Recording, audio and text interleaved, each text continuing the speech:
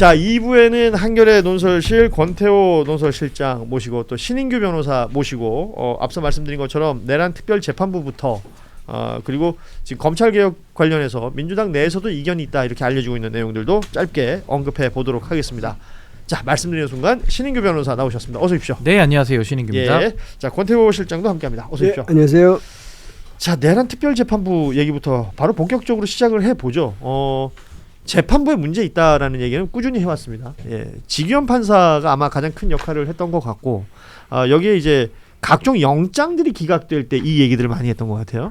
그러다가 한덕수 전 총리의 구속영장이 기각되는 상황에서 많이들 거론을 하고 있고, 지난 그 민주당 전당대회 기간 중에 박찬대 의원이 당시에 특별재판부 이 법을 내란 특별법이란 걸 이제 발의하면서 얘기를 한 내용들이 있습니다.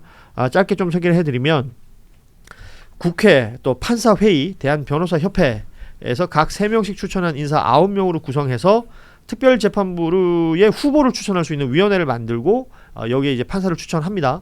그런 다음에 대법원장이 임명하는 내용이 내란 특별재판부 설치에 관련된 내용인데, 이걸 지금 쭉 살펴보자면 내란 특별재판부가 있으면 지금의 재판부의 문제가 해결되느냐, 일단 여기서부터 시작해야 될 것 같아요. 어떻게들 생각하시는지요? 우선 내란 특별재판부라는 게 상당히 좀 이례적인 일인 건 맞습니다. 예. 과거 우리가 이승만 정권 때 이제 반민족 행위자들을 위해서 이제 그런 특별재판소들을 만든 경험은 있습니다만은 아주 제한적이었고 대한민국 헌정사에서는 정말 유례를 찾기 힘든 예. 그런 어떻게 보면 예외적인 조치라고 볼 수 있는데, 저는 우선 우리가 처해 있는 상황을 먼저 좀 짚어봐야 된다고 생각합니다. 지금 이 내란이라는 상황을 우리가 겪고 있고 결국 내란을 정리를 해내야 되는데, 윤석열이 합법적인 권한을 갖고 있을 때 임명했던 사람이 조희대 대법원장이고, 예. 판사들이 아무리 독립적으로 판단한다 해도 인사권자 앞에서는 도리가 없는 거거든요. 그렇기 때문에 저는 넓게 내란 인사라고 본다면은 전 조희대 대법원 체제하에서 이 내란 재판, 그것도 내란 속에 윤석열에 대한 재판을 하는 것은 불가능에 가깝다. 게다가 이건 제가 추상적인 문제제기였지만 구체적으로 들어가면 지기현 재판장의 그 판결이 잘못된 예는 제가 나열하면 끝이 한도 예. 없고요. 그 룸살롱 사건 아직도 해결 안 됐죠. 그렇죠. 거기다가 조희대 대법원이 이재명 후보에 대해서 정치적인 피선거권을 뺏기 위한 그 상고심을 9일 만에 끝냈던 파기환송 판결이 있지 않습니까? 그럼 이런 것들 우리가 종합적으로 봤을 때 대법원은 가뜩이나 문제 있는 인사인데, 조희대 대법원장이, 근데 거기에 대한 국민적 신뢰를 담보하는 조치를 하나도 한 게 없습니다. 근데 믿어달라. 이건 말이 안 되는 거죠. 그래서 저는 매우 예외적이지만 지금이라도 늦었지만 저는 내란특별법을 통해서 재판부 만들어야 된다는 것이고, 예. 이 특별재판소라는 게 또 군사법원이 우리 헌법에 나오고요. 또 실제로도 가정법원, 행정법원, 특허법원 다양하게 많습니다. 예. 그래서 저는 그 연장선으로 하나로 이해하면 어떨까. 그리고 일반인을 갖다가 판사시키자는 게 아니고요. 판사들 중에 조희대의 영향권 밖에 있는 판사들 중에서 재판부를 구성하고 그 안에서 판단이 이루어지는 것이 맞지 않겠나, 이런 생각 가지고 지금 있습니다. 그 민주당에서 발의한 내란특별법 안에 보면 이 내란죄 사건 1, 2심 재판은 특별재판부가 전담해서 각각 석 달 안에 끝내도록 하고요. 재판이 대법원으로 가면 윤석열이 임명한 대법관 9명은 배제하는 내용도 이 법에는 포함이 되어 있습니다. 그래서 훨씬 더 빠르게 재판이 진행될 수 있을 것이고 빠르게 정리가 될 수 있을 것이다라는 기대도 하는 것인데, 대법원의 법원행정처에서는 관련해서 이제 입장 내고 있는 것들이 이것이 사법의 정치화를 초래한다.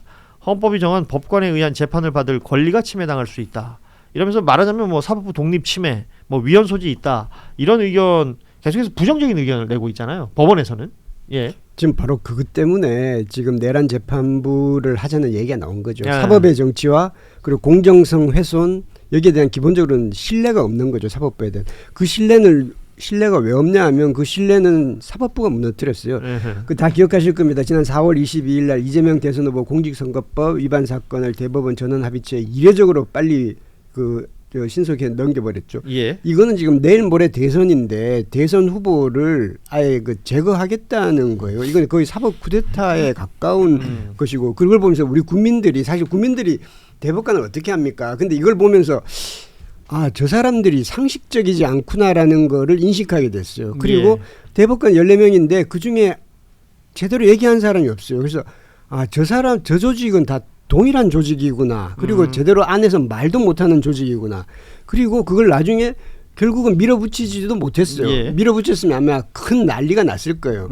그러면 또 어떤 사람은 저 사람들은 기본적으로는 이것이 어떻게 된다는 판단력 자체가 없구나. 놀자를 보고 다리를 펴야지 이게 안 된다는 걸 알면 안 하는 거잖아요. 자기가 바라는 것이 있어도. 그러면 워낙 그 폐쇄적인 집단에 있다 보니까 이게 정상적인 판단이 안 되고 그런 사람들이 지금 이 판단을 하는 것에 대해서 굉장히 불안을 갖는 거죠. 사실 예. 내란 재판부라고 했을 땐 두 분 그 법조인께서 계시지만 상당한 리스크가 있죠. 내란 재판부를 하게 됐을 경우에 당연히 저쪽에서 위헌 심판 청구를 할 거고 그 요청을 할 거고요. 그렇게 됐을 경우에 이것이 어떤 결정이 날지 그리고 사법부하고 갈등을 빚게 되고 여론은 또 어떻게 움직일지 이런 리스크가 있죠. 그런데 예. 지금 현재 우리 국민들로 봐서는 내란 재판부를 가도 리스크고 내란 재판부를 안 가도 리스크인 거예요. 이게 양쪽에 다 리스크가 있는 거예요. 그래서 이게 사법부는 지금 내란 재판부 얘기가 나온다는 것을 굉장히 수치스럽게 생각하고 굉장히 창피스럽게 생각하고 반성을 해야 돼요. 그런데 예. 여기서 뭐 사법의 정치와 사법권 독립의 침해 어쩌고 저쩌고 하는 이런 것에 지금 반론을 제기하는 것은 여전히 그 테두리 안에 있고 이럴수록 우리 국민들은 더 불안해지게 되는 거예요. 그 법원 내부망 그 코트넷이라는 것이 있잖아요. 여기 이제 천대엽 법원행정처장이 그 민주당에서 사법개혁 특위가 했던 그 설명 그 내용을 공유했더라고요. 그러니까 민주당에서 얘기하는 게 이제 대법관 수를 증원한다. 대법관 추천위원회를 구성하는 것을 다양하게 한다. 그리고 법관 평가 제도를 개편하겠다. 그리고 하급심의 판결문을 공개하는 내용을 확대하겠다. 그리고 압수수색 영장 관련해서 사전신문제 도입하겠다 등등의 이야기 5가지 의제가 있습니다. 근데 여기에 대해서 대부분의 이제 부정적인 의견들을 내고 있는 판사들의 목소리가 있는 것이고 뭐 각각의 내용들 다 얘기하자면 일단 제일 많이 얘기됐던 건 대법관 수 늘려버려야 된다. 뭐 어디서 뭐 300명으로 늘린다. 어디서는 뭐 그보다 더 필요하다 등등등 얘기를 했었는데 여기서 이제 법원행정처는 뭐라고 했냐면 재판연구관 등이 대규모 사법자원이 집중 투입이 되기 때문에 오히려 사실심이 약화될 우려가 있다. 이렇게 얘기를 했어요.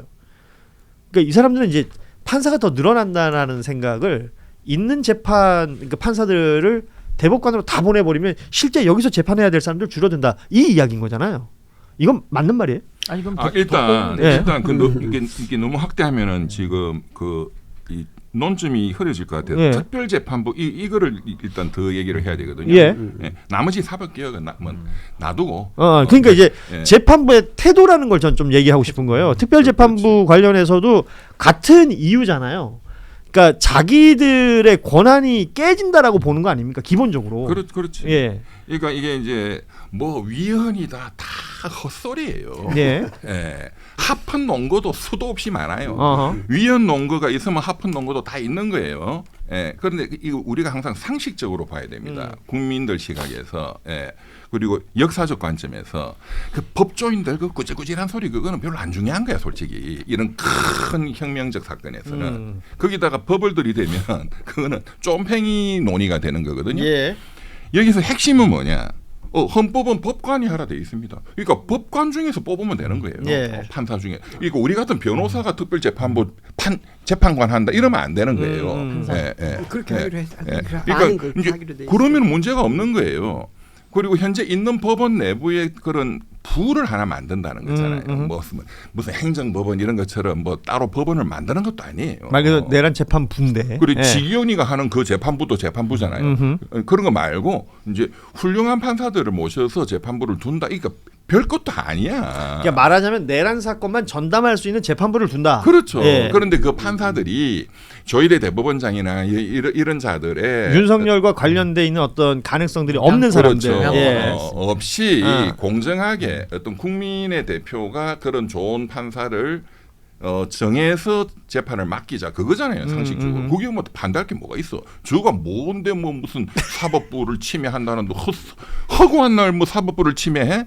그리고 이제 좀 그 어떤 역사적인 관점에서 이렇게 정치적 관점에서 보면 그 잘난 거라면 사법부가 그렇게 잘나가지고 제가 검사 욕은 아까 했으니까 이제 판사들 좀 욕을 할게요. 예. 욕을 들어먹어도 싸요 이자들은. 대한민국 판검사들은 뭐 변호사들도 솔직히 마찬가지입니다. 그러니까요. 예. 그런데 그 잘난 그래 대법원장 그 사법부 독립 그거 헌법에도 못 박아놨더니 12월 3일 비상계엄 내란이 터지고 지네들이 성명서 하나 냈습니까? 안 냈죠. 하나도 네. 안 했어요.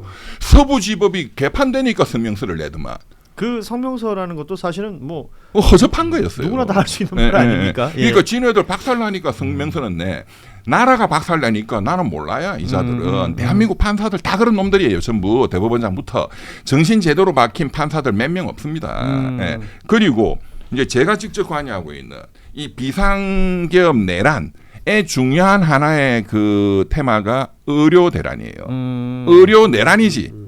2,000명 예, 정원 예. 때려가지고 그 전공의들하고 우리 아들하고 뭐 투쟁하고 난리 치니까 지지율이 떨어지고 하니까 술 퍼마시고 안가에서 신원식 국방부 장관한테 내 비상계엄 할 거야 이 새끼들 계엄 포고령에 처단할 거야 했잖아요. 이게 굉장히 중요한 계엄 내란의 동기 중에 내용이거든요. 하나다. 이 의료 내란에 제가 작년 2,000명 때리자마자 제가 바로 소송 냈어요. 지금도 제 혼자 합니다. 어떤 판사, 검사, 변호사들도 지금도 지새끼들 그 의대 다니는 애들 많아. 쟤한테 고맙다고 전화는 와요. 한 놈도 지금 여기에 도와주는 놈 없어요. 그런데 어쨌든 이거를 제가 8개의 그거를 나눠가지고 의대생 몇만 명, 다 몇만 명이니까 8개 재판을 냈고 그게 작년에 가처분으로 과학적 근거가 하나도 없다 이런 걸 다 밝혔잖아요. 그런데 8개면 이 행정사건은 다 처음부터 판사 3분 합의부가 해요. 그럼 8개면은 1심만 해도 38, 24, 24명이잖아, 판사가. 예. 그럼 고등법원, 대법원까지 다 올라갔거든요. 이 최소한 이거를 담당한 판사가 40명 정도 됩니다.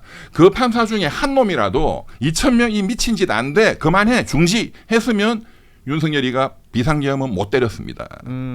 그게 1심이 전부 각하시키고 아니 그러면 변호사님이 보시기에는 왜 그랬다고 보세요, 판사들은? 쫄아가지고 그렇지 윤석열이한테. 지금 보시면 알잖아요. 윤석열이가 얼마나 진짜 어떤 짓도 하는 놈이다 하는 거를 판사들도 느낌으로는 알거든요. 아니 우리 흔히 얘기하잖아요. 검찰은 이제 공소장으로 얘기하는 거고 판사들은 판결문으로 얘기를 한다면서요. 그 판결문이 나오는데 이런 것들에 다 영향을 받으면서 재판을 한다는 것이 그렇죠. 국민 정서상 이건 용납이 안 되는 거 아닙니까? 제가 보는 판사들은요, 일단 역사 의식이 상당히 부재하고 어허. 헌법 소유에 대한 의지가 국민들만도 못합니다. 그래서 저는 지금 사법개혁안 저기 이제 민주당에서 나온 건데 5가지 있잖아요. 예. 뭐 필요한 일들인데 저는 가장 우선돼야 될 게 저희 빠져 있어요. 그게 뭐냐면 저는 뭐 대법관 늘리고 다양화하는 거 저는 다 찬성합니다. 근데 그거는 좀 차후로 하고 예. 저는 제일 먼저 해야 되는 게 저는 헌법재판소와 대법원의 좀 위상을 바꿔줘야 된다고 봐요. 왜냐하면 우리가 권한을 맡겨놨으면 그 권한대로 평가받고 책임을 지게 해야 되는데 이번에 이 내란이라고 하는 대한민국의 국가 체제를 흔드는 이 상황에서 헌법재판소 재판관들은 목숨 걸고 했거든요. 예. 결국에는 본인들의 의사표현을 국민들을 위해서 썼습니다. 그 권한을. 근데 아까 우리 이병철 변호사님 말씀하신 대로 조희대 대법원장 뭐 이름 하나 들어간 거 제가 못 봤고요. 더 심각한 거 서울 서부지법이 완전히 그냥 테러를 당했는데도 천대엽 법원행정처장 2인자만 가가지고 참담합니다 이러고 말았어요. 그리고 지기현의 그 소위 말하는 구속취소 인용결정이라는 이 말도 안 되는 희대의 판결에 대해서 아무런 조치 안 했고요. 그리고 심지어 조희대 대법원이 정치 한복판에 뛰어들어가지고 정치를 망가뜨렸거든요. 예. 이 죄를 어떻게 씻어야 됩니까? 못 씻죠. 그래서 저는 대법원이 최고법원으로 우리 헌법에 되어 있습니다. 저건 인정을 하는데 개헌 전까지도 지금 헌법재판소 법만 바꿔도 헌법소원의 대상에 법원의 판결도 넣을 수가 있어요. 예. 법을 개정하면 헌법 개정 사항까지는 아닙니다. 예, 그래서 법률 저는 개정으로 가능하다. 법률 개정 가능합니다. 예. 그래서 저는 헌법재판소와 대법원의 위상을 바꿔주는 이 조치를 저는 하나를 좀 해야 된다. 그래서 대법원이 판단을 내리더라도 국민의 기본권, 국민의 기본권을 침해했다라는 그 제한적인 조건하에서는 전헌법재판소가 법원의 판결도 저는 한번 고칠 수 있는 기회를 줘야 돼. 이걸 뭐 사실상 4심제 뭐 이렇게 공격하는데 헌법에 3심제 나와 있지도 않고요. 그냥 3심제라고 법원이 나와 있는 거고 사실 우리는 심리불속행 기각제도가 있어가지고 실질적으로 2심제 하고 있어요 지금 대한민국은. 지금 아니, 심리 잠깐 지금 예. 자꾸 이런 이상을 얘기하면 바꿔야 시청자들이 굉장히 짜증날 거예요. 재미도 없고 중요한 지금 얘기라서 이 재미를 얘기한 게 정치적인 아니라. 쟁점에 대해서 우리가 좀 더 깊게 얘기를 해야 돼요. 특별재판부를 만들어야 된다 말이에요. 예. 지기현 이런 거 날리고. 그 지금 말씀하신 네. 대로 이걸 근데 저는 궁금한 게 예. 이제 이거를 추천하는 기관이 국회 판사회의. 이 판사야 또. 판사회의 대한변호사협회 이렇게 돼. 예. 대한변호사협회는 아무래도 이제 전체 변호사를 대표하는 어쨌든 간에 유일한 조직이라고 보고 법에 정해진 거니까 뭐 넣을 수밖에 없겠죠. 뭐 국회도 오케이. 어쨌든 우리의 결론은 정말로 공정하게 이 내란 사건을 재판할 수 있는 판사님을 우리가 어떻게 뽑을 거냐 이거잖아요. 그렇죠. 예. 그런데 저는 판사 회의는 왜 들어갔는지가 좀 궁금해. 혹시 우리 실장님 그거는 이제 아시죠? 이 안을 만들려면 이쪽 저쪽을 다 넣어야 되니까 예. 그래서 그런 거예요. 근데 그래서 판사회가 사실 아직까지 지금 굉장히 많이 나간 거죠. 그거는 법안이 이루어져 성안이 돼야지 그 정도까지인데 아직까지 그 정도까지 나가지는 않은 것 같아요. 아니 이게 제 얘기는 판사 회의라는 게 언론에 나오더라고. 네. 근데 주요 법관회의 그거를 말하는 건 같아요. 네. 얼마 전에도 네. 주요 법관이 어쩌고저쩌고. 지금 이거는 이제 민주당 안이고요. 그러니까 이 안이 뭐 예를 들어 뭐 말씀하신 것처럼 법률이 이제 본회의 통과하고 어쩌고 저쩌고 하려면 이 관련해서 수정이 있을 수도 있는 것인데 디테일하게 이게 설명이 된 적이 크게 없기 때문에요. 그렇죠. 아직 거기까지 안 들어간 거죠. 내란 특별 재판부가 필요하다. 지금 말씀하신 이 부분에 있어서는 많은 분들이 공감을 하고 있는 것이고 이 법률이 절차를 거쳐서 그럼 진행이 되어 가지고 재판부가 만들어지는 데까지의 저는 또 하나 중요한 건 속도라고 보거든요. 맞습니다. 이걸 굉장히 긴 시간 뭐 우리가 1년 2년 고민해 가지고 제대로 된 재판부 만들자 이 얘기가 아니지 않습니까? 그러니까 내란에 맞습니다. 관련된 사건들 빨리 처리할 수 있고 제대로 처리할 수 있는 독립된 재판부가 필요하다. 여기에는 큰 이견이 없는 것 같다라는 부분. 그래서 이것을 의회에서 법을 만들어야 되는 거니까 의회에서 받아 안아야 되는 것이고 현재 뭐 의석 구조상으로 보자면 민주당과 여권에서 이것을 처리할 수 있는 구조가 되지 않느냐. 이 목소리를 그리고 낼 수 있다는 여기에 것이죠. 우리 국민들이 그거 만들어야지 이런 이유 때문에 쉽게 국민들 대다수가 쉽게 이런 이유 때문에 이거를 만들어야 된다라는 명분을 자꾸 국민들한테 알려야 되잖아요. 예. 그런 차원에서 제가 하나 더 말씀을 드리면 이게 역사적 사례가 뭐가 있냐? 뭐 해방되고 나서 반민특위 그건 너무 옛날이야. 예. 그건 일제 때 해방되고 나서 이러니까 뭐가 이게 비교될 게 맞냐? 예. 이게 느낌이 안 오잖아요. 4.19에 4.19. 예. 4.19 부정선거 그러고 이제 이승만 정권이 무너지고 4.19 부정선거에 대해서 부정선거 이제 3.15 부정선거가 있었고 그렇죠. 4.19 혁명이 그 4.19 터지고 혁명이 나서 있었고 그 예. 관련해서 특별재판부가 만들어졌죠. 만들어졌다. 예. 이제 그게 지금 유일한 사례예요. 우리가 이제 비교할 근데 이제 수 있는. 그것도 사실은 박정희가 이제 쿠데타 일으키면서 유야무야 그렇죠. 돼버렸던 그렇죠. 예 역사적 기록이 있는 것이라 특별재판부를 만들 수 있다. 일단 이 지금 명분을 얘기하시는 특별 겁니다. 검사도 하는데 특별 판사 그렇죠. 왜 없습니까? 그러니까 제 얘기는 4.19 혁명이 일어난 3.15 부정선거 그 사건하고 1.23 비상기업 내란이라는 사건하고 뭐가 더 중요하냐고. 그러니까 못지않게 이 내란이 저는 훨씬 더 중요하다고 봐요. 그렇죠. 예. 그럼 비슷할 정도는 돼. 단독 사건을 두고 특별재판부를 못 만들 이유가 없다. 그렇습니다. 그리고 12월 3일에 있었던 그 비상기업 내란 사태는 충분히 특별재판부를 만들 수 있을 정도의 정도가 되는 것이다. 그러니까 저는 판사들도요. 이게 선례가 없으니까 저는 뭐 반대할 수 있다고 보는데 네. 그렇다고 안 되는 건 아니고요. 좀 자기들을 돌아봤으면 좋겠어요. 즉 국민들의 그러니까 본인들의 사법 권한이라는 게 하늘에 떨어진 게 아니거든요. 주권자인 국민이 삼권 분립 체제하에서 위임으로 맡겨놓은 겁니다. 근데 본인들이 사법고시 통과해서 100등 안에 들어가지고 이제 판사 된 건데 저는 본인들의 그 사법권이라는 게 국민이 군림하는 권한은 절대 아니다. 좀 본인들을 돌아봤으면 좋겠습니다. 앞서 권태우 실장께서 얘기해 주셨지만 지금 사법부의 신뢰가 바닥을 치고 있는 이유는 본인들이 자초한 거다. 그렇습니다. 이 부분에 자업자득. 대해서 좀 깊이 생각했으면 좋겠다 말씀을 드리고 싶고